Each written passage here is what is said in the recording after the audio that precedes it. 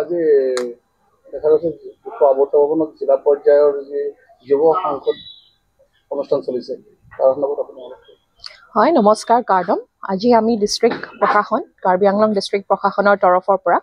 district level youth parliament for the financial year 2024-25 organise কৰিছোঁ আৰু আমাৰ আজি ইয়াত উপস্থিত আছে প্ৰায় 8খন স্কুল আৰু ল'ৰা ছোৱালীখিনিও বহুত বেছি এনথুজিয়াষ্টিক তেওঁলোকে খুব উৎসাহেৰে আজি ইয়াত পাৰ্টিচিপেট কৰিছে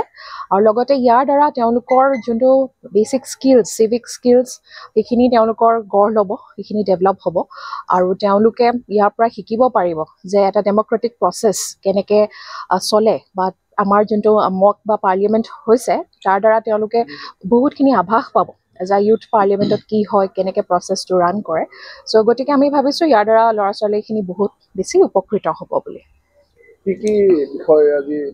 হয় আজি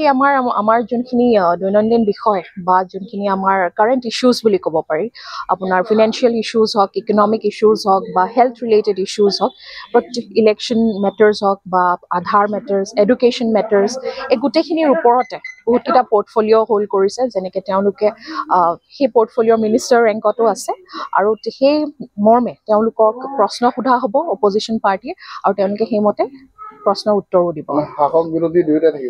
হয় হয় যেনেকৈ এটা পাৰ্লিয়ামেণ্টত আমাৰ থাকে ৰুলিং পাৰ্টি আৰু অপজিশ্যন একে ঠিক তাৰে এটা এক্সাম্পল বা তাৰে এটা মানে হয় হয় হয় এইটো একজেক্টলি তেনেকুৱা চেম ধন্যবাদ